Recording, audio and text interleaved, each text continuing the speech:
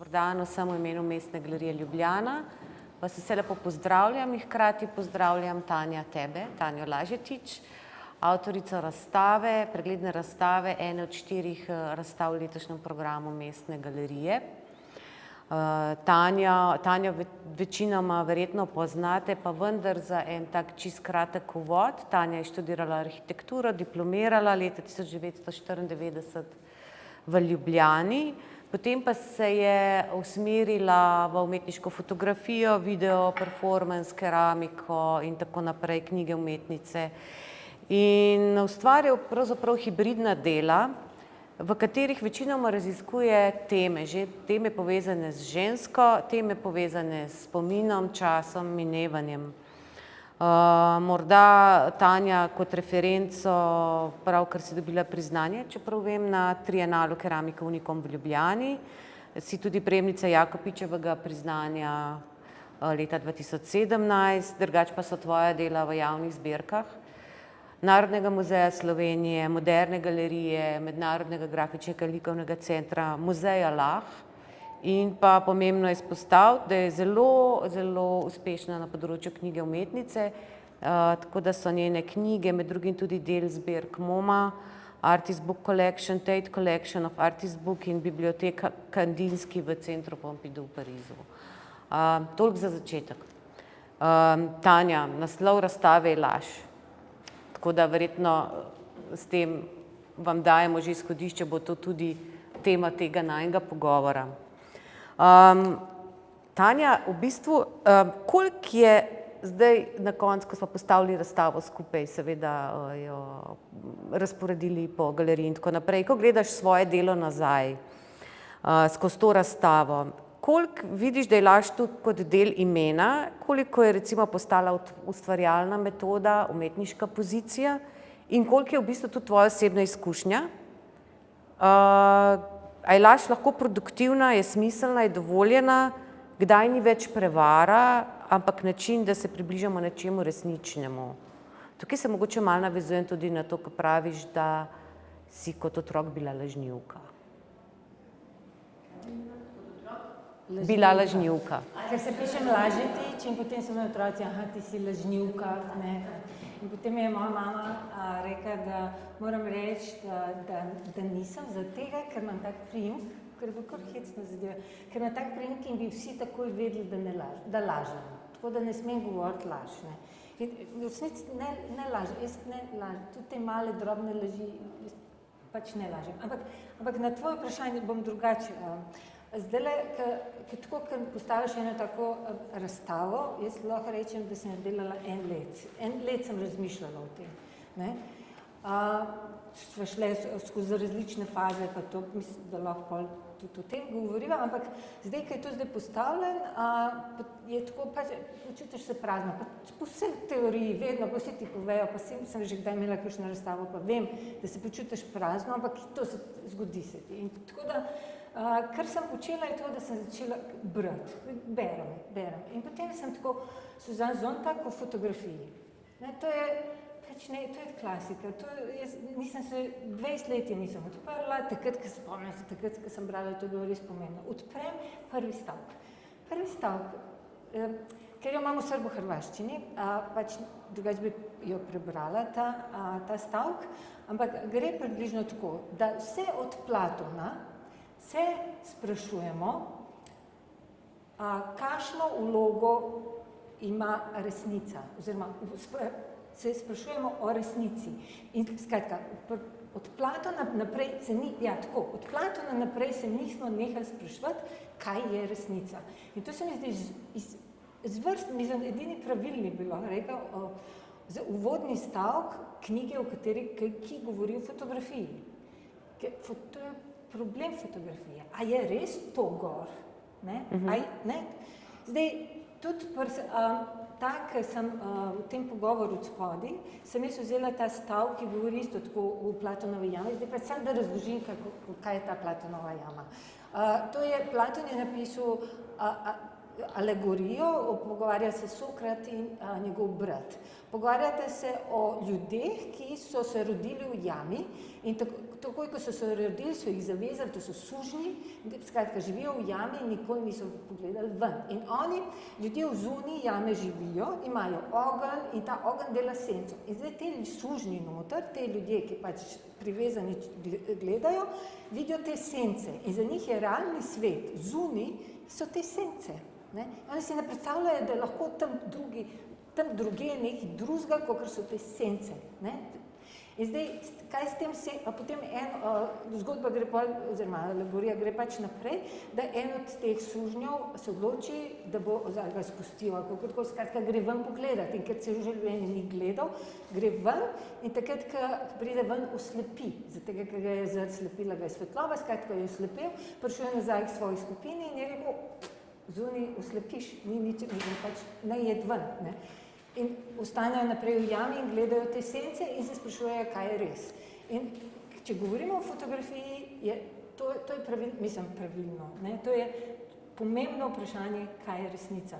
Tako da jaz, v tem citatu, spodaj pa govori, Linton govori o Picassu, ne? Ker pa, da fotografijo se sprašujemo, kaj je res, ampak tudi v slikarstvu se sprašujemo, kaj Matisse je naredil zelen ksiht, ne, je bilo vprašanje, kaj je zdaj, ali je zelen ksiht pravil, če to vendar, kdo pa ima zelen ksiht, ne, in tako, vse to vprašanje, kaj je zdaj res, zakaj pri Picassu ta eno oko gor dol in tako naprej. Tako da, kaj je res, je tako zelo pogosto vprašanje pri umetnosti, bolj kakor bi si mi zares mislili. A povsod, recimo, ko si delala povsod, kjer me ni serijo, takrat si ti prespraševala tudi resnico o tem, kako ti gledaš na potovanje, ker tam si ti virtualno potovala po svetu in fotografirala oziroma pošiljala posnetke teh webcamov prijateljem in povedala, da potuješ. V resnici si potovala virtualno, ne fizično in vsi so verjeli, da si tam. In to si v bistvu naredila leta 2000. In potem danes bereš Susan in smo leta 26. In če greš pogledat Goveji gulaš, ki si ga naredila leta 97 in je v pritličju, tudi tam ne vemo v resnici, kam gledamo. Se spet sprašujemo, kaj je res, kam je Tanja obrnjena. Ta laž v bistvu se jaz sprašujem tudi, ko govoriš o fotografiji, na primer, ne. Za fotografijo smo vedno verjeli, da je verodostojna, da je edina stvar, ki ji lahko verjamemo. In danes v svetu manipulacije, umetne inteligence, do tukaj bova še prišla, ne, Tanja, pravzaprav ničemur več ne verjamemo. Tako da, ko sledimo, Tanja, tvojim delom, ne, bi nekdo lahko rekel, zdaj se je začela ukvarjati z vprašanjem laži in manipulacije in z pogovorom z umetno inteligenco, ampak v resnici si to že 20 let nazaj počela in se ves čas to sprašuješ, a ne. In povej mi, a je laž lahko hkrati resnica oziroma a je mogoče ta tvoj cikel povsod, kjer me ni, o katerem sem zdajle govorila, po eni strani laž, po drugi strani resnica. Je lahko oboje? Ne, sploh ta laž je res relativnost. Ne, pač že dolgo nazaj sem razmišljala o tem, da ko bom dobila priložnost, da predstavim svoje delo, da bom dala naslov laž. Tako da to je stara ideja, ne. In zdaj, ko si me ti povabila pred enim letom, to je bilo pač meni edini možen odgovor. Vse pa v tem času se je vse kaj zgodilo, se je spremenilo. Recimo, ko sva se začeli pogovarjati, sem jaz prišla in sem rekla, jaz hočem samo nova dela, mene to zanima, te stare stvari me ne zanimajo. In ti si rekla, veš kaj, Tanja, to ne bo šlo, ne, pač to je pregledna razstava, spomnim si kaj, sem rekla, okej, v redu, naj bo pač nekaj ene stvari, ampak ideja je bila, oziroma tako sem si potem jaz to začela razlagati, ne, da kako sem prišla do tega, kar sem zdaj, ne, katera dela me pripeljejo do tega. In Zdaj pa, ker to cela zadeva tako stoji, se pa odpira neka nova vprašanja. Prav ta povsod, kjer me ni, to je virtualno potovanje. Jaz sem čepela doma, vsak dan sem snela en imidž iz webcamov, začrtala sem rdeč krog, kjer ničesar ni in vsak dan poslala 5 različnim prijateljem mail in napisala lepe pozdrave, vsak dan iz drugega mesta, 28 dni je, recimo iz Londona. Ampak naslov je tako, povsod, kjer me ni, in potem lep pozdrav iz Londona in spodaj imidž, na katerem je rdeč krog in ničesar ni. Ne? In zdaj ljudje so mislili, da sem, ne? Da srečam na Ljubljani, reče, si bila v Parizu. Ne, pa nisem bila, ne? Ampak kar se mi zdi, da se je spremenilo, je to, da je od leta 2000, če bi zdaj dobil tak mail, ne bi več verjel. Takrat smo verjeli te stvari, bolj smo verjeli, če si dobil mail, če ti nekdo nekaj rekel, smo bolj verjeli en drugemu. In tudi en drugemu, ne samo vsem tem medijem, pa banke, ki te golfajo, pa policaji, ki te golfajo in tako.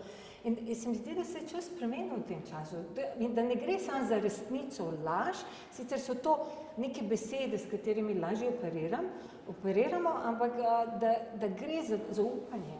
Bolj kakor za to črno-belo, ker laž resnice je zelo črno-belo. Ja. Ampak zaupanje, ki smo ga v tem času izgubili, kot družba, kot ljudje. Ne? Mislim, ko govorim o tem spremku, o tem, da sem bila lažnivka, pa o tem, kako ljudje lažejo, ne, mislim, zdaj v parih intervjujih pa vedno rečem, da pač ljudje si lažejo med sabo in politiki nas lažejo in takrat, ko lažejo, kako vemo, da je neki laž, je tako, da te hoče pretentati. Ne? Pač nekdo reče, ne bom šel v koalicijo z unim, bla, bla, in potem vidimo, da to sploh ni res. Mislim, to je bila laž. Ne? To ni pretentati me hotel. Ali pa če nekdo pride pa reče, ti rabiš kupiti ta kozarc, ti nimaš kozarca, pa to je tako posebno, moraš to kupiti, hoče me pretentati, ker hoče zaslužiti na moj račun. Če pa jaz rečem, tole pa ni čisto, jaz pač malo potujem, ampak ni čisto tako, pa v resnici vprašam ljudi, ok, pomislite, kaj se vam dogaja. Ne? Poglejte stvari, premislite, ne verjeti, ker vam je nekdo rekel. Tudi zaradi kozarca ali pa v politiki. Vsako stvar treba preveriti, treba premisliti in to, kar sem hotela, pa mislim, da se vsem nekako vidi v tej razstavi, je prav to, da treba opazovati stvari, da nič ni tako to. Lahko bi pa tako pogledal. No, se tvoja dela so tudi taka. Ti si rekla, si omenila, da umetnik lahko laže, da si lahko dovoli laž, ki lahko ni laž na prvi pogled v resnici govori resnico, a ne? Se pravi, nekaj, kar na prvi pogled vidiš, morda ni točno to, a ne? Že najina slika za nama, a ne? Oranžni oblak, ima svoj pendan v knjigi umetnice, Oranžni oblak, kjer je podoba ravno obratna. Se pravi, ti govoriš včasih skozi negative, skozi, da pokažeš tisto drugo plat, ki jo človek ne opazi, a ne? In v bistvu se vprašaš, kako ločiti laž od resničnega. Katera dela na tvoji razstavi, recimo bi lahko rekla, da so najbolj presprašujejo gledalca, ki postavljajo najbolj zapleteno vprašanje. Ja, vstopno je mogoče res najbolj, ampak ne vem, vstopno je ta video, na katerem, ki sem ga snemala, ki sem bila v vlaku. Snemala sem, koliko je bilo, 2006, pač potovala sem, snemala sem, imela sem kamero. In sem pazila na postaji v Ferrari, šla sem iz Ljubljane v Firence in na postaji Ferrari vidim en mlad par in ona njemu nekaj govori, eno skrivnost, tako zakrije roko in tako nekaj mu pove in jaz to snemam in tako, kaj se to dogaja? Mislim, to, če bi režiral nekoga in bi se pač tako obnašal, bi mogoče to tako dupal in pa ona reče v redu in takrat, ko vidim, se nehate pogovarjati, začnemo umikati kamer, umaknem se kot skratka, en kratek video, enominutni video, kjer ta ženska pove neko skrivnost, mi ne vemo kaj. Jaz ne vem, kdo sta ta dva človeka. Jaz sem stala na postaji in mi smo šli. In zdaj, ko ste vi v zuni, vidite ta video se vrti celo noč. To je pač neko umetniško delo, ki ga lahko vidiš skozi, ne samo takrat, ko je odprta razstava. In zdaj ta video, to, kar vidiš, gledaš od zunaj in to, kar slišiš šele noter. Skratka, ni povezave med zvokom in sliko. Zdaj zvok ni zelo usoden, zvok je pa tega, ker sem jaz bila v tem vagonu in sem čakala, da nekam gremo. Skratka, ona dva govorita o skrivnosti in umetnost je skrivnost, a ne, nekaj, kar poveš, skrivamo. In mi čakamo s tem zvokom, smo pa mi nekdo, ki čaka, da bo nekam šel. In to je začetek, to je pritličje, to, kar greš potem kasneje, greš nekam, tukaj pa čakamo, da bomo nekam šli. Ja, saj je tvoje... Je ta prostor vmes, ki ga ti sam moraš povezati, recimo, če veš, ampak ni to, da rečeš, da nekaj je, ja, tako, ker manjka tukaj ta oblak, to, kar tle vidite, te številke, vidite za vogalom. Če se boste tam postavite, boste videli, kaj tukaj manjka. Tako je, ni tle. Ampak mislim pa, da se bi tudi ga videli, šele, ko se vračaš nazaj, da ga zares vidiš. Ne vem, kako gledajo ljudje, če... Nikoli ne moreš videti dveh podob naenkrat ali pa zaznati celote naenkrat, a ne pa lahko sestavljaš. Saj Gombrich govori o tem, o iluziji in o tem, kako miselne slike oziroma naš možganski sistem pravzaprav sestavlja nekaj, kar je nam samo nakazano. Se pravi, da je tukaj oblak nakazan, samo nakazan in si ga lahko samo predstavljamo ali pa tudi ne in ga povežemo s tvojim delom tam šele potem. Tanja, glede na to, da smo mi v tistem delu razstave, kjer ti zelo močno načneš to vprašanje, ki sem ga že nekako nakazala na začetku, to temo ženske, ne? V bistvu, ko gremo od laži na telo in pa na žensko. A ženska umetnica sploh lahko uporabi recimo svoje telo, ne da bi bilo delo takoj brano skozi spol? Ne. Gremo na novo vprašanje. No, tako. In že to je v bistvu, marsikdo vidi takoj žensko vprašanje, ne? Velikokrat te tvoja umetnost nekako opredeljuje kot ženska umetnost, kot feministična umetnost. Konec koncev si bila tudi na razstavi vedno na voljo, ki govori pač o teh temah. Po drugi strani pa zelo močno skozi žensko perspektivo govoriš o kolektivni zgodovini, o preteklosti, o tvojem otroštvu, o spominih. Kako ti to združuješ oziroma, če bi na podlagi tega dela, zakaj ti je bilo to delo tako pomembno zagovoriti o ženski temi in kako bi ti to povezala z spominom in z preteklostjo? A veš, kaj mi je še ena stvar, ki mi je res zanimiva, tako, pač, zdaj, ko gledam razstav, da se mi zdi, da več govorim o telesu, kakor sem sploh pripravljena to, tako, ko razlagam, kaj delam, da se res veliko ukvarjam s telesom. In to na ene take načine, recimo v spodaj imamo oko, tukaj imamo roke, tam imamo kombineže, manjkajoče telo, imamo obešalnike, ki manjka telo. Tako, vedno tukaj ampak telo vedno malo... Ampak vedno je nekje neko telo. Ja, ali pa je odsotnost telesa. Ampak tudi to pomeni, da se ukvarjam s telesom. Ampak, ko govorim, nikoli ne, ali pa, ko pišem, ampak nikoli ne razmišljam toliko, da se toliko ukvarjam s telesom, kakor zdaj vidim tukaj, da se. Ker je recimo, Tanja se ukvarja z rožam, pa potuje virtualno, pa tako, ampak tudi, ko o rože govorim o ljudeh, o ljudeh, ki hočejo biti popolni, tako, kot so rože, hočemo od rož, da so popolne, tako tudi govorimo in omenjam spet telo, tako da na koncu, čeprav ni ta roža telo, ampak kljub vsemu govori o nekem telesu. Zdaj, te roke tukaj, to so deli telesa, zdaj, to je narejena po Lilith, po mitu. Mit Lilith gre tako. Lilith je bila prva Adamova žena in je hotela biti enakopravna. Zdaj Adam je rekel, to ne bo šlo, to ne. In potem se je ona, to je mit, je šla na Rdeče morje, na Rdečem morju se zabava z demoni, se ima zelo fino in vsak dan rodi 100 otrok. In vseh teh pač se ima fino na Rdečem morju. In zdaj Adam je užaljen, ker je ona šla in se pritoži Bogu in reče, pač ona je kar šla, ne? In on reče, kaznovanje. Kazen je, da vsak dan vseh teh 100 otrok, ki se rodi, umre. Jaz mislim, da je to kazen za žensko. Ne? In zakaj je kaznovana? Zato, ker je hotela biti enakopravna. Ne? In ker je pač Lilit je kaznovana, Adam dobi pa iz rebra ubogljivo Evo. Ne? Tako nekoga, ker ga lahko muštra, tako da ni več to problem. In zdaj, Lilit je zgodba o ženski, ki se postavlja za enakopravnost in tukaj je večina žensk in verjetno mi lahko vse potrdite, da to biti enakopraven ni samoumevno. Ne? To pač se treba boriti za to.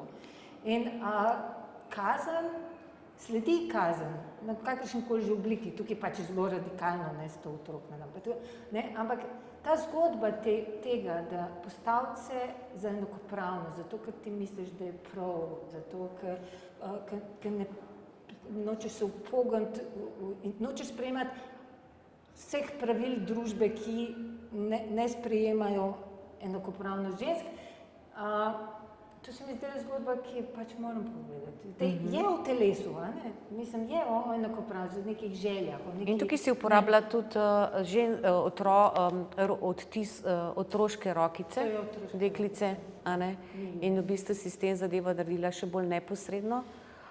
Si pa uporabila krožnike, ki jih poznamo z naše polpretekle zgodovine, krožnike z nekdanje Jugoslavije, še s kje druge, večinoma naše. Ne, ti so Jugoslavije. Ja, tako. No in tukaj ti v bistvu, pri tebi je zanimivo, da vedno vpletaš ta spomin, neko otroštvo. Kaj je tukaj tisto, kar tebe v bistvu, da te dve temi združuješ na tak način? Kaj te povezuje nekaj kaj s temi krožniki v bistvu, ker si itak velikokrat uporabljaš krožnike v svojih delih in ti pomenijo nek simbol nečesa, ne? Ne vem točno, ne znam čisto dobro razložiti to, ampak je preprosto neka površina, ki jo lahko prebarvaš oziroma vtisneš oziroma lahko nekaj narediš in se sestavlja. Jaz sem dolgo časa, 3 leta imam šele atelje, tako da vse stvari, ki sem jih delala, vedno so pač bilo treba zložiti nekako. Ne? Tako da krožniki so super, daš pod posteljo in tudi nimaš težave z vlago pa z vsem tem. Ne? Tako da krožniki so zelo fajn, tako da mogoče tudi za tega. Vem, da je zelo bedast razlog, ampak sem se pa vsaj potrudila, ne, da sem najdla pa krožnike, ki so stari, ne, veš, ki so iz našega otroštva. Ampak drugače pa, kar se tiče te sobe, prav tle, ki sem zdaj imela za prijatelje vodstvo, pa tudi ena tako, vedno pa tako razlagam, tukaj imamo žensko, ne, in te otroke, te kaznovanje, te mrtve otroke in tukaj imamo eksplozijo, to je atomska eksplozija. In to je ta goba, ki manjka, to sem rekla, vidite tam, in skratka, ampak to je neka atomska eksplozija, to je smrt, nepredstavljiva, nerazumljiva, mislim, zakaj moraš to sploh početi, in mogoče, tukaj gremo malo, in samo, tam imamo mamo, tukaj imamo očeta, ne, pa imamo tukaj naprej imamo, ne, lahko karkoli, ampak recimo, da je umirajoči otroci vojna in potem, če pogledaš od tukaj, pogledaš vse do konca, je čas za smrt. Time to die. In tukaj imamo, ampak do tam, do time to die, do čas za smrt, imamo pa rože, imamo slike, imamo potovanja, imamo telesa in sploh imamo vse sorte, ampak ja, v bistvu, ja, nenehno v bistvu prehajaš med nečem, kar je nekaj, rečemo temu, navidez nežnega ali navidez nedolžnega do tega, kar je v bistvu grozno in v bistvu tudi lahko zelo nevarno. Tako prehajaš med konkretnimi pomeni, informacijami, detajli pa prazninami, a ne. V bistvu skozi kombiniraš, fragmentiraš in spet skupaj lepiš nasprotja, a ne. In ampak v bistvu, jaz bi te samo še nekaj vprašala, v zvezi z Lilith na Rdečem morju. A je Lilith zate, kaj je Lilith zate? Junakinja, izgnanka, opomin, da se ženska avtonomija še vedno danes kaznuje? Ja. Ja. Ja. V bistvu naredila si leta 2018, danes smo leta 2026, kar pomeni, da mogoče, kaj, če bi časovno to opredelila, situacija po tvoje slabša. Ja, celo slabša. Ne boljša, ampak slabša. Kar pomeni, da so tvoja dela tudi močno družbeno angažirana oziroma družbeno kritična, čeprav na prvi pogled ne tako, ampak potem, ko pač se spustiš, ko povežeš celoto v zgodbo, dobiš eno tako sporočilo, ki na prvi pogled ne govori toliko o družbi. Tudi ko se skozi razstavo, če tukaj začneš na nekem kolektivnem, na neki zgodovini, na neki mitologiji in se potem zlagamo spuščaš v svoj individualen svet, v svoje čisto osebne zgodbe, še vedno ostaješ zelo vpeta v ta čas oziroma v ta prostor. Ja. To ima od spodaj tudi intonacija goveđi gulaš od spodaj, prav intonacija, govorili bomo o tem, ne bomo se izognili politični tako, tam se dejansko obračaš, nekam nazaj v neko preteklo, v nek čas, ko ne vemo, gledaš vzhodno Nemčijo, ali gledaš tako Berlinskega zida ni več. Bivša meja vzhodne in zahodne Nemčije, jaz stojim na bivšem zahodu in gledam nazaj na bivši vzhod, ali pa mogoče stran, ne vemo, ampak prosto meja je pomembna in tudi ta razpad države, naše Jugoslavije in socializma in vsega tega, to je mene determiniralo, to je čas, v katerem živim, tako da nekje se mora videti, tako da tudi za tega sva se odločila, da gre kot intonacija za razstavo. Ampak to sem hotela, a veš, ko medve, ko sva postavljali razstavo, a veš, sem ti jaz sem prihajala z nekimi zamislimi, a veš, kaj bi kaj bilo in potem sva čistile to, a veš, to bova malo zamenjala zdaj vlogo. A veš, sva čistile, ampak takrat, ko sva pa začela postavljati, je bilo, dve stvari smo vam vrli, vse pravilno sva predvidele, brez kakšnih maket pa risbic, ampak sva znala se dobro predstavljati, ampak ena od idej, ki se spomnim, ko sva tle stali in sva rekli, to hočeva, ker pogledaš kaj, ta linija nam je bila strašno važna, hočeva, ker pogledaš kaj, da se ti izgleda, kada nič ni. Da ni razstave, mogoče pa nič ni. Da izgine v prazno, tako. In da ne potujeva skozi čas, ampak skozi celo zgodbo, ki jo ti v bistvu razvijaš skozi vsa ta leta. In da pač pride na dan tisto, kar je zate pomembno, o čemer največ govoriš. Ampak se morava zdaj v bistvu spustiti, če želiva jeti čez vse, se morava spustiti zdaj na avtoportret. Poglej, Tanja, zdaj imam eno iskreno vprašanje. Veliko je avtoportretov, velikokrat v bistvu ti tudi zakrivaš sebe. To zakrivanje sebe potrebuje drugo vprašanje. Ampak eno vprašanje pa je. A je avtoportret v bistvu lahko oblika nekega narcizma? In če je, zakaj bi bil narcizem v umetnosti nujno problem?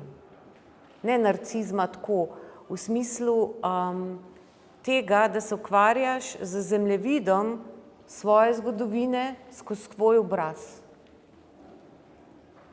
Psihološko. Mislim, to predvsem nisem jaz, tako za začetek. Pač to je, oziroma, to je nek poskus najti sebe, ampak to nisem jaz. Jaz sem pač to, kar zdaj mene vidite, to tako pač maham. Ampak, ko bom šla spet nekam drugam, bom spet nekaj drugega. Tako da, to iskanje, kdo sploh smo, kako sam sebe, kdo sploh samo v družbi. Mogoče o tem največ govorijo mogoče največ o tem govorijo prav te avtoportreti. Brez naslova samo številke. Včasih jih odpišem kot maske. Pač to nekaj iskanje, kaj družba pričakuje od tebe. Pa nekaj že hoče, to sem slikam, samo sebe slikam, imam samo sprožilec v roki in potem digitalno spremenim, digitalno oddelam te fotografije, zato ker iščem nek drug občutek, nekaj, kar mogoče na tej fotografiji je, ampak potem nekako s tem, da premaknem en del fotografije, če se digitalno manipuliram, spremenim barvo, poudarim nekaj, s tem dobim še nekaj ven. Včasih tako sem delala, da zid prekrije to osebo, da je ni več, v prostoru je požaril, ampak še vedno je tam nekaj prisotna s tem samosprožilcem, ki je zelo viden, to oko, ki gleda, zdaj. Ampak se mi zdi, da se vidi na tej fotografiji, ta oseba je tam sama, zdaj igra, malo bi bila žalostna, malo bi bila simpatična, malo bi bila seksi, nekaj bi pač hotela biti. In to so različni poskusi, več ali manj, mislim, to je izbor tukaj, jaz imam tega precej več, pa mislim, da tudi kakšne precej dobre, tako da in še vedno to delam, tako da mogoče pa to je res ena zanimiva serija ratala, tukaj je zdaj res začetek, čeprav delam od leta 19, ampak je. In zdaj, a sem to jaz? Ne. Ampak tisto, kar je tukaj še eno zanimivo vprašanje, Tanja, ko ti recimo svojo podobo režeš, ko jo prelepaš, ko jo spikslaš, tako kot si spikslala Olimpijo, ki je vezana na Manejevo Olimpijo, na njen vemo zloglasni akt, ki je bil zavrnjen na pariškem salonu, zaradi tega, ker je drugače kot ostali akti v bistvu zrla direktno, neposredno v gledalca in s tem v bistvu izzivala in so jo imeli kot prostitutko. Ti nekako v bistvu greš in nekako ta citat zgodovinski preusmeriš na svoj pogled na žensko telo in tako.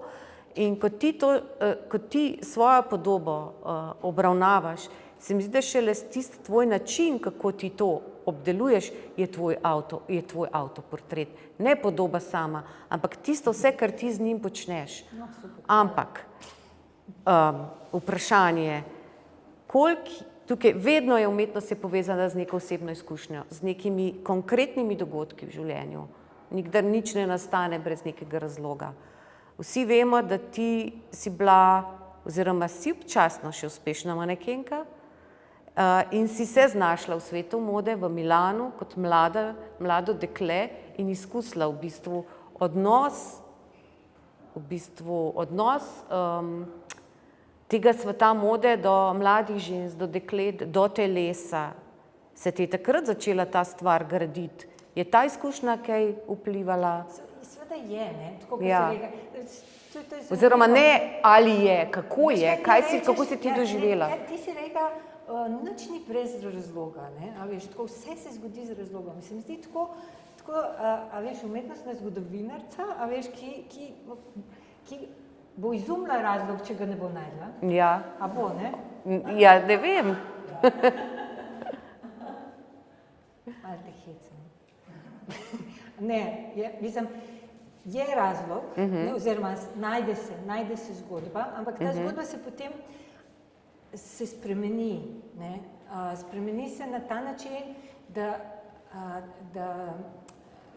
a veš, kad delaš neko delo, da razmišljaš o tem, da bo nekdo to videl. Jaz lahko slikam samo sebe in jaz super imam fino in kažem prijatelju in tako, ampak da to obeš v galerijski zid, moraš biti pa malo bolj ziher, malo več, tako moraš razmisliti, a je to res to, In tukaj gre čez neka sita tvoja, mislim, že to, da priješ do sem, si mogel že kaj prej narediti in tako naprej, pa še sam moraš vse to premisliti.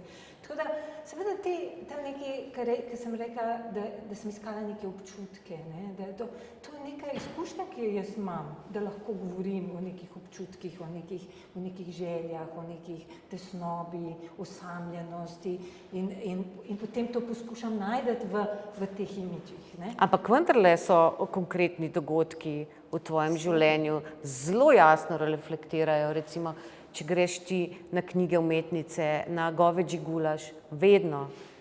Zato tukaj ta primerjava recimo z svetom mode, svetom umetnosti, ki se je pač na neki točki, verjetno mogoče ne sestavo, šel mimo, ampak mene osebno je zanimalo, na kakšen način si ti doživela v bistvu to obdobje čeprav se ti mogoče ne reflektira ravno v umetnosti. Ampak si pa imela zelo konkretno izkušnje. Jaz sem spokala, da ne vidim več nikogar.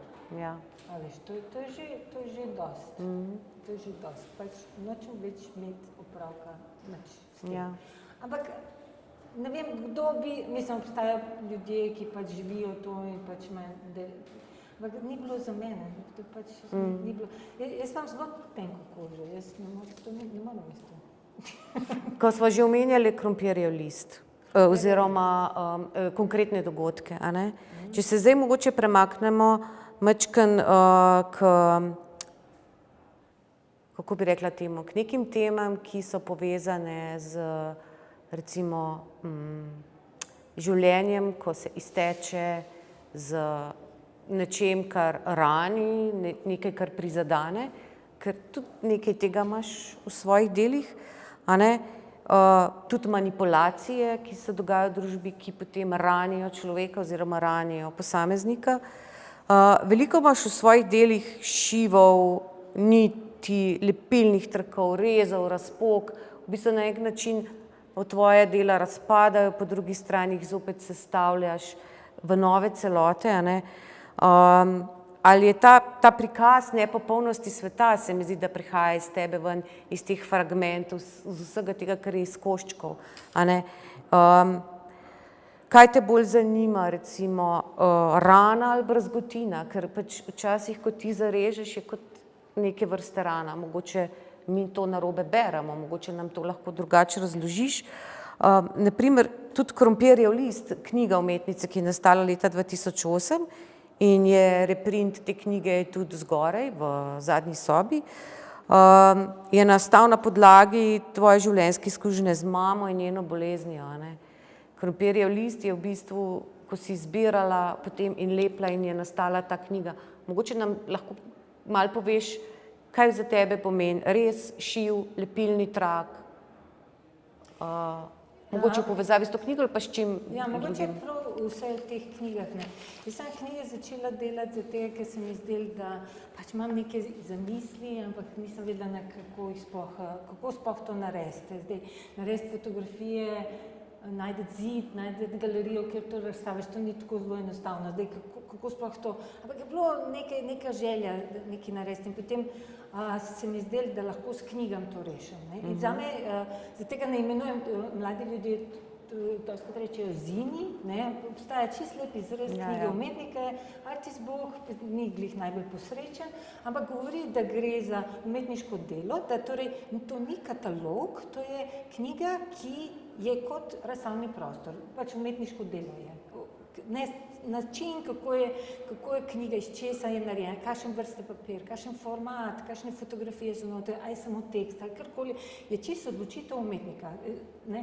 Zdaj lahko seveda sodeluje z oblikovalcem ali pa s komerkoli že in naredi neko delo, ampak tudi razstavo lahko sodeluješ z nekom, tako da to ni problem, ampak gre za ta odnos, da gre za umetniško delo. In tako da, ko sem začela delati, in to, če boste šli gor gledati, pač teh izbor 18 je izbor najboljših knjig, ker se mi zdelo, ker me ne zanima delati več knjige, da lahko jih zapremo v škatlo in da so dokument, pač to sem v tem obdobju naredila.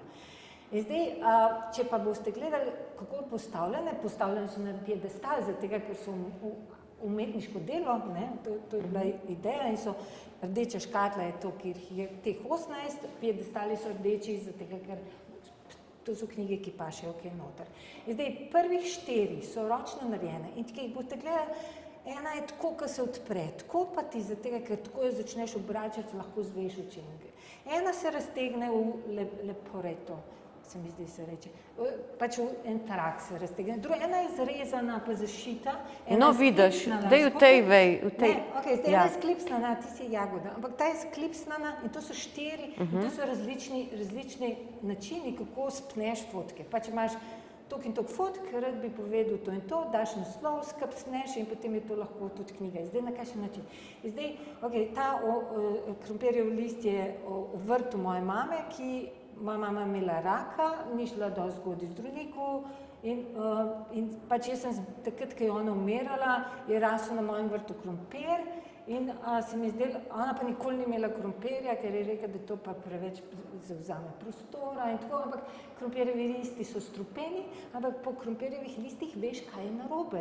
In to se mi zdelo, ni vedela, ni imela krompirja, da bi vedela, kaj je narobe, kaj je v spodaj narobe, kaj se dogaja. In zaradi tega sem te krompirjeve liste sušila in potem sem jih nalepila v knjigo in ta knjiga govori o vrtu, najdela sem potem, tisto leto sem fotkala vrt pri Žalah, ko so jih uničili, pa sem jih slučajno fotkala 29. novembra, ki je rojstni dan bivše države, ne.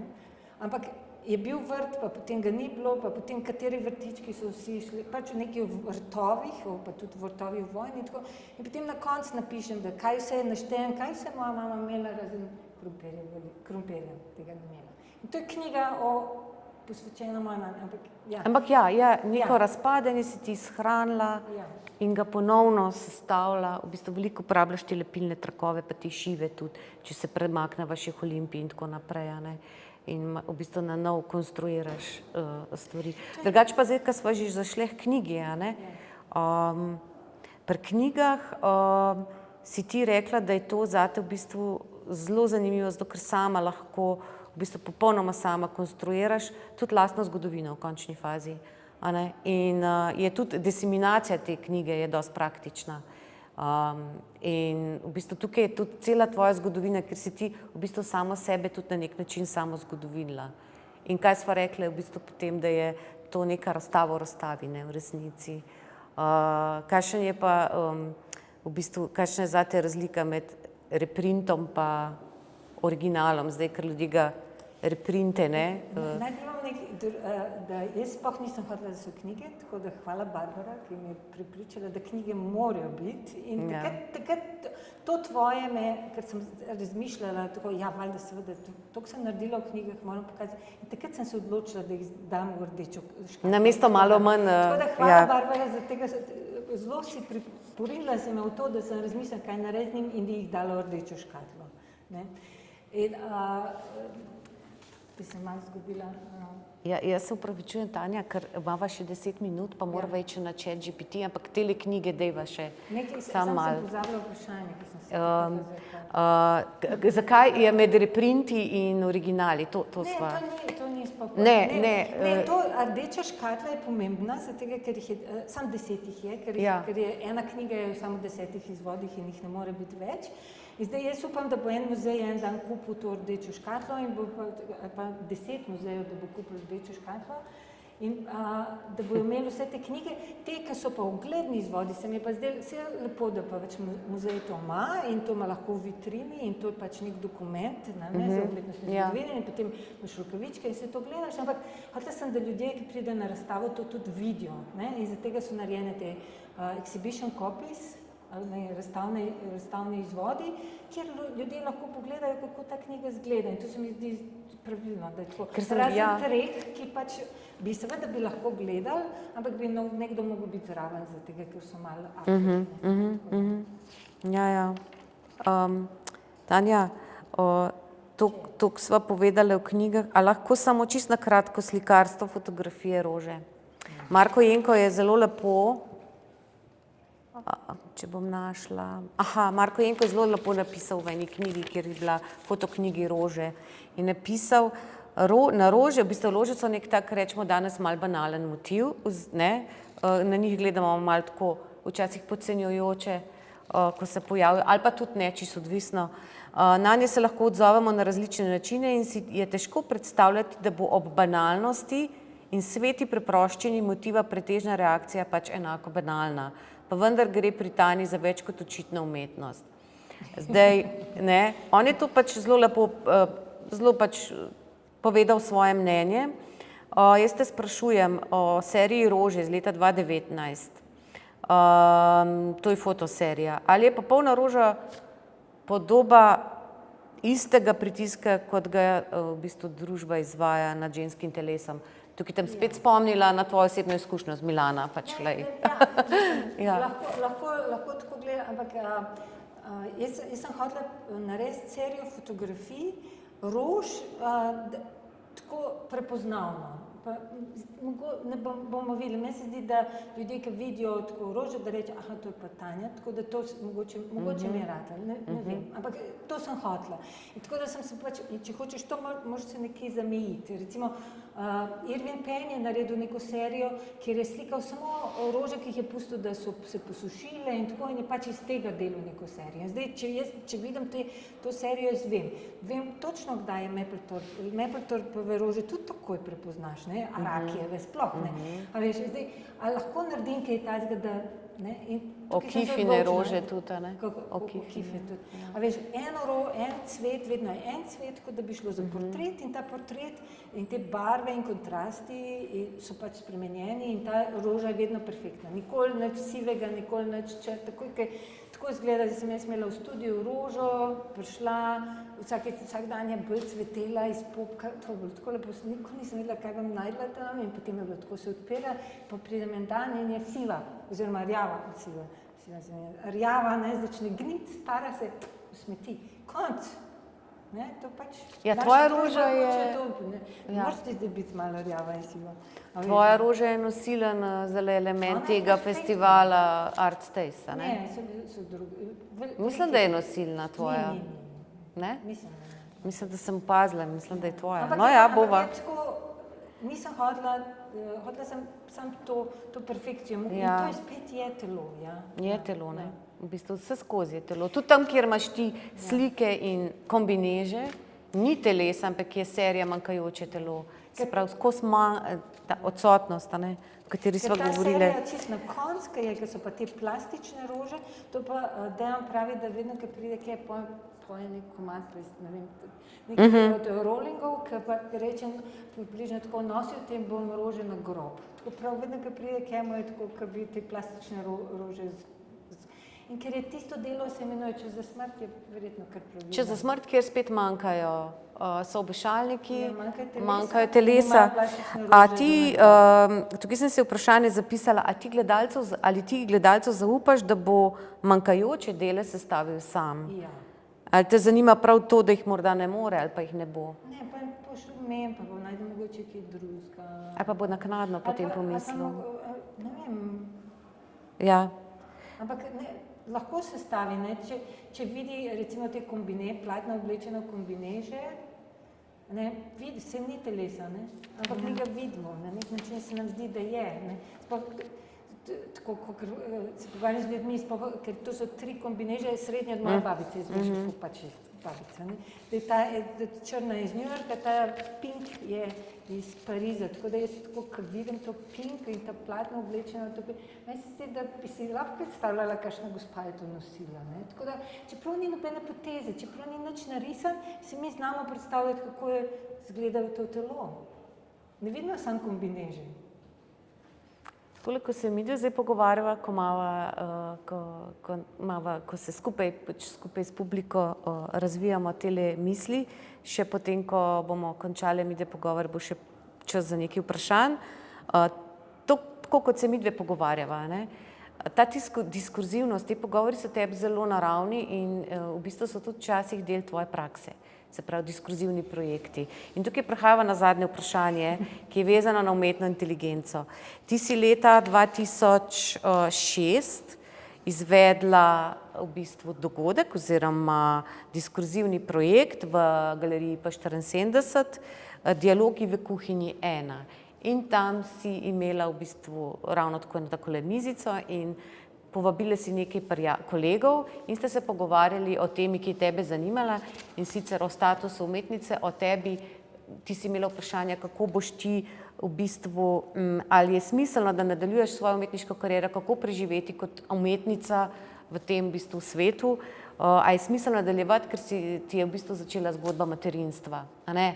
In potem nekaj let oziroma leta 2026, a ne, prav tako izvedeš diskurzivni projekt, tokrat ne s kolegi o temah, ki te zanimajo, ampak diskurzivni projekt o svoji umetnosti, o svojih delih, vsem tem, kar je potem sledilo, kar pomeni, da v bistvu si uspešno prebrodila tisto krizo, ko je v bistvu se znajde ženska hkrati kot mama, kot umetnica, si uspešno v bistvu nadaljevala svojo kariero in bila uspešna mama. In v resnici se tokrat ne obračaš več analogno na svoje kolege, ampak se pogovarjaš z umetno inteligenco.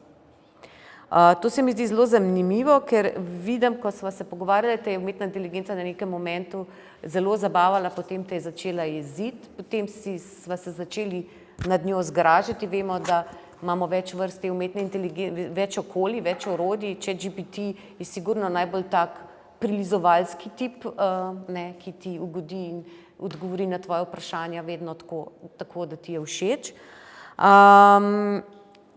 Kaj se je v vseh 20 letih zgodilo s tvojim statusom, kako danes gledaš na tvoj status in kakšna je razlika v pogovoru, kaj si takrat odnesla od pogovora in zakaj si se zdaj lotila pogovora z umetno inteligenco? Malo te bom popravila, ta dialog o kofeini, prvi del je bil res narejen s prijatelji, umetniki, 11 je bilo in vsakem posamezno sem se dobila in te intervjuje sem potem razstavila v 74 in takrat sem res razmišljala, da neham, dosti bilo te umetnosti, ni denarja, ni noben te ne vidi, vse skupaj je brez veze, bom kaj drugega počela in potem se sprašvala tako druge umetnike, kako pa vi preživite, kaj delate, ne, in tako. In potem je bila ta razstava zelo uspešna, imela sem intervju, imela sem razstavo, hoteli so se pogovarjati z mano o tem in tako se mi zdelo, pa pač ostala, tako da zdaj sem spet tukaj, še vedno sem tukaj. In še vedno je vse skupaj fajn. Ja. Zdaj, kar se tiče pa umetne inteligence, naredila sem to, kar naredi večina ljudi, ki sprem se ločstva. Pravi, kaj ne naredim, bla, bla, ne? In jaz sem rekla, rada bi naredila intervju s Tanjo Lažetič in reče, seveda super, kako krasna ideja, ona je the best umetnica. Sem rekla, kaj pa če bi ti meni postavila vprašanje, da sem jaz Tanja Lažetič, pa bom jaz odgovarjala. Prav super, se bo zelo dobro naučila in potem mi postavila vprašanje in potem jaz odgovorim in reče, ti misliš, da bi ona tako odgovorila in ona reče, ja bi in mi razloži po točkah, zakaj bi ona to tako odgovorila in potem reče, potem mi postavila novo vprašanje in rečem, kaj pa ti misliš, kaj bi ona odgovorila in on spet postavil vprašanje in še komentira to vprašanje. Skratka, mene je se manj tam, ne. Jaz tam samo lahko malo usmerjam, ne, ampak v resnici je njemu vse jasno, on je ustrežljiv, če ne ve stvari, si jih pa zmisli, ne. Tako da tukaj pač, in to se meni zdelo zanimivo, da se to sploh, da to res, to se ljudje tako lotimo stvari, danes še bolj, kot to je bilo pred enim letom narejen in je tudi ta pogovor je bolj lesen, kot bi bil zdaj.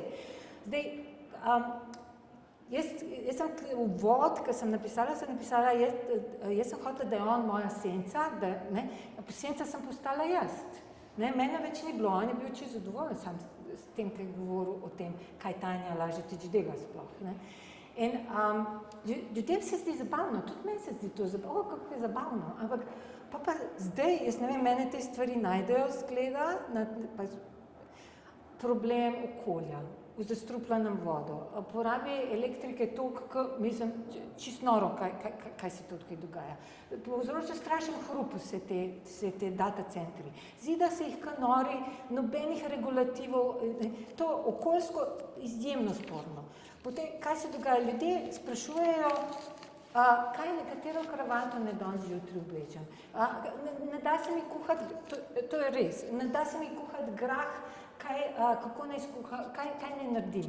Kaj naj danes kupam v trgovini? Imam paradižnik, špagete pa parmezan, kako naj skuham? Mislim, halo, a ne znate pomisliti? Zakaj treba to spraševati? Kakšne posledice to nosi? Vemo, ljudje ne samo, da izkorišča okolje, izkorišča tudi ljudje izgubljajo službe. Kaj pomeni to za nas umetnike? Top 10 je 7 komadov, ki jih je naredila umetna inteligenca. Trije so še, ki so ostali, ampak umetna inteligenca bo naredila boljše in potem bomo poslušali samo teh 10 komadov, ki jih naredi umetna inteligenca in ne bo več umetnikov, ki bi to sploh delali. Da ne govorimo o tem, od kje se je umetna inteligenca učila in da ne govorimo o tem, a veš, komu gre profit za vse to. Tako da tukaj je polno nekih Ampak ti si težav. tudi manipulirala potem na koncu ta Jaz pogovor. sem spucala za tega, da je Tako. to danes berljivo. A veš, sam še eno stvar povem, ker se mi zdi s to umetno inteligenco, oziroma dve stvari. To sva rekla na začetku koncu. pogovora, da se bova Jaz sem največ o rekla, tem pogovarjali. Ja, ne zaradi vem. tega, ker vsakič, ko govorim o tem, a veš, tako govorim, kot da je zabavno. Pa mislim, da je strašen problem s tem, da se ne zavedamo, koliko je ta zadeva nad nami in kakšna grožnja. Kakšna huda grožnja to postaja. Prijateljica mi je govorila, bila je na kongresu, brali so tiste paper, oziroma te članke ali kakorkoli že, vse je napisano umetna inteligenca. Mislim, a zdaj, zakaj rabiš ljudi, da berejo umetno inteligenco? Mislim, a lahko kdo kdaj kaj napiše, ampak kdo lahko kdo kakšno idejo brez tega. Druga stvar, ki se zgodi, in to se mi zdi pa, da, ker poznam, imam prijateljice, ki redno uporabljajo za trparije, to v grahu pa vse to, redno uporabljajo te zadeve in jaz opažam, da se za navadne stvari v življenju ful težko odločijo. Prav težko, kliče me zaradi najbolj neumne stvari, mislim, verjetno je prej šla že četa vprašati, ampak verjetno je bil odgovor malo trapast, takarkoli, ampak potem rabi še eno potrdilo.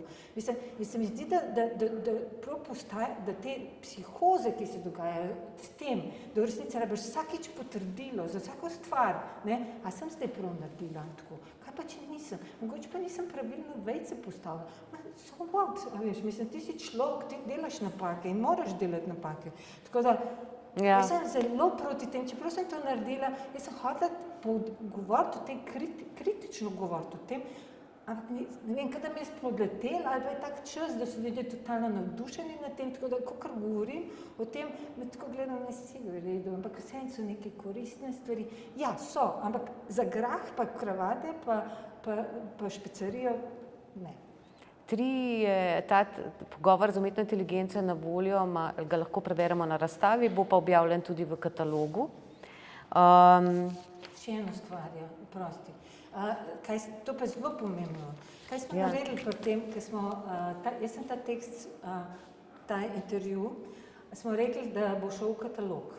In potem smo dali lektorici, angleška lektorica, Arlen Šakti Kralj. In ona je to prebrala in je rekla, veš kaj, jaz ne bom lektorirala četa. In smo rekli, pravilno, jaz se sam lektoriram. In potem smo rekli za slovenska lektorica, lektorirala je mene, četa je pustila. In potem smo vprašali, ok, povej nam, kakšne napake dela? In so rekli, iste ka vi, ker se je od nas učil. In skratka, čet ni lektoriran, jaz sem lektoriran in Šakti je mene prevedla, Četi se pa sam sebi. Kdo je pa avtor potem tega? Ja, kdo je avtor tega? Ja, jaz, ker sem to spucala, ne? Ampak kaj bomo mi zdaj naredili? Nuk, ki ne sprejema stvari, teoretično, ali mogoče tudi praktično, ne vem, kako se s tem dogaja, ki ne sprejema stvari, ki so narejene z umetno inteligenco in bomo mi zdaj kukavičje jajce potaknili, nelektorirano, jaz ne vem, koliko nelektoriranih stvari obstaja v Nuku, ampak zdaj bo šel nelektoriran čet v Nuka. Ja. Prosim, to je mišljeno kot kritika in jaz samo upam, da bojo to vsi razumeli. No, tukaj v bistvu ti tudi na nek način se igraš, poigravaš, da vidiš zdaj, eksperimentiraš, kakšne bojo reakcije. A bodo ljudje opazili, da je to, ne, na kakšen način je bilo to narejeno. Tako. Sem imel prav, da tako delam. Tanja, nama se je čas iztekel, v bistvu smo imeli kar malo več, ampak še je vprašanj, Zdaj bi mogoče, kljub temu, da imam jaz še polno podvprašanj, vam predala, če imate kakšno vprašanje. Lahko pa jaz enega provokativnega sam razprejem, pa potem vi vidite, a bi kaj dodala, bi Tanja še kaj lahko jaz vprašanje postavim? Ja, mislim, lahko, ja. A nam? Ja, ne, kako je tepta, kako se ti, veš, jaz sem rekla, da se mi zdi fajn ta razstava, da sem zadovoljna, kako je nastavljena, da zanima me tvoja, veš, pa tudi ta proces, veš, tako, se mi zdi, da so zelo lepo sodelovali, veš, eno leto je bilo kar lep čas. Lep čas je, jaz moram reči, kadar delaš z umetnikom, v bistvu cela ekipa, kadar dela, ne, z umetnikom, se moraš na nek način povezati, zregulirati, razumeti, da so nasprotni pogledi včasih, razumeti, da je treba narediti vedno neko selekcijo, zbrati najboljše, celotna ekipa diha z umetnikom na nek način, da ga predstavi najboljš, kolikor je mogoče in da to nastaja v nekem dialogu. In v bistvu takrat se tako tesno povežeš, da potem, ko umetnika ni več, ga kar malo pogrešaš, a ne? Ker postane tvoj vsak dan. Ti dejansko z njim delaš 1 leto, pol leta, lahko še več in potem 3 tedne zelo tesno dihaš, ko tukaj postavljaš razstavo, a ne? In se potem na nek način tudi navežeš, a ne? In to stanejo neke vezi. Razstava je, a kako meni izgleda. Jaz sem vse napisala. Tako da jaz predlagam tako, da zdaj gre z distanco. Meni zelo veliko da v resnici ta pogled, ko greš skozi tisto, česar ne vidiš in tisto, česar ne vidiš, ti sporoča največ. Tako jaz to vidim. Tako da meni je Čas za smrt, sploh tvoja, ki je najnovejša produkcija, odlična. Itak pa mi je zelo žal, da ne more biti še vsi ostali Tanjini projekti. Recimo, jaz bi si še vedno želela imeti celo serijo bazenov, ampak ja. Tanja, mogoče, ker zdaj smo mogoče že res zelo presegli, a koga zanima, zakaj je Tanja začela slikati? Kaj se je s Tanjinimi slikami zgodilo? Vsakič malo drugo zgodbo povem, tako da nobena ni laž. Pa velikokrat se tudi sami slikarji vprašajo in hodijo, obiskujejo Tanjini atelje, ki je v Švicariji. Kaj se je zgodilo s Tanjo, da je začela naenkrat slikati in kaj ti pomeni slika? To je pa pod vprašanje, mogoče, evo, izvolite. No, kar. Zakaj umetnik, zakaj ste vi začeli slikati, ampak zakaj vedno znova se vračate? Zakaj pač vsak dan je to vsak dan. Kaj je tisto, za česa vztrajate pri tem, da ustvarjamo umetnost? Ja, pri tem, da je nek odziv. Ne vem, srečaš nekoga, nekdo nekaj vidi, pa ne vem, odziv ljudi, drugače ne bi. Finančna satisfakcija to ni. Tako da to, da imaš vidnost, to ti pomaga, da delaš naprej. To je edino, da imaš vidnost, da si slišan. In tako ustrajaš, razen da imaš še verjetno kakšno, ne bom rekel poškodbo, ampak tako kakšno motnjo, da pač moraš. Mislim, da jaz sem se mislila, da lahko delam kaj drugega, pa vidim, da ne. Tako da pa nekako vsak dan, jaz grem vsak dan v svoj atelje, pač malo tam sedim, včasih sam sedim, včasih različne obdobje so, včasih zelo veliko delam, tako, ampak grem, čisto vsak dan grem. To je, ne vem, nekaj je tako, neka želja po tem, da pridem kaj in pogledam, kaj je tam in mi je okej. Tako, kot če ješ zajtrk ali pa, ne vem, pa srečaš ljudi, pa greš na kavo, pa postane neka rutina, seveda. In tudi v tem procesu, ki delaš, to pač ni vse uspešno, ne. Obstaja zelo veliko stvari, ki jih preprosto. Zanimivo, danes mi je ena prijateljica, ki mi je rekla, da je tako zanimivo, ko sem razlagala kako o razstavi, je rekla, zdaj, ko bi jaz prišla v atelje, bi jaz to boljš videla. In nisem se z njo pregovarjala o tem, ampak v ateljeju nič ne vidiš, atelje je grozen. V ateljeju, ko si, to imaš polno enih stvari in ne veš, a je to prav, a je to ni prav, a je to v redu, a ni v redu, a naj preslikam to, a naj to umaknem, a naj razrežem, a naj razbijem, kaj ne naredim s tem, ne? In skozi se sprašuješ in sploh slikarstvo je res, je zelo fajn, pri fotografiji je digitalno, te, ki delajo z vodicami, pa mešajo, pa ustvarjaš, ne, jaz mislim, da je to zelo lepo, ampak digitalni imidž pač si za računalnik gledaš, nikoli ne veš, kaj bo sprintan, kaj bo ven. Potem, ko pri sliki pač je barva in zazljiva in jo premakneš s čopičem ali pa jo ne, dodaš drugo in opazuješ in daš na zid in gledaš in lahko sediš in kar gledaš in potem en dan te dolgočasi in začneš drugo gledati, ampak tako da ne vem, če sem odgovorila, ampak mislim, da gre za več norosti. Tanja, ti, ki si umetnica brez formalne slikarske izobrazbe, a ne? A je to oblika neke prisvojitve nekega medija, pač mogoče za določen krog slikarjev, mogoče tako gledajo in je zate to osvoboditev ali je to na nek način eno tveganje? Kako ti gledaš? A si s tem tvegala, si s tem želela sporočiti kot neke vrste emancipacijo, da je medij pač ga uporablja kdorkoli, čisto legitimno, ali je to bila samo tvoja ta potreba pač slikanja? Tukaj v zadnji, tako, ko sem se odločila, da slikam, sem skozi naredila bom oranžni oblak. To sem hotela narediti. Ampak vmes sem mogla en let malo nekaj risati, pa slikati, da vidim, kako sploh delati z materialom. Ampak jaz sem se učila to, največ sem se naučila, ker sem bila na rezidenci v Parizu in sem vsak dan hodila v muzeje, galerije, vsak skozi. Ampak gledala slike tako od postran, ker najbrž se naučiš od drugih umetnikov. Zvečer sem pa gledala YouTube, how to paint with acrylic, how to paint with oil, what's the difference. Vse to sem pač gledala.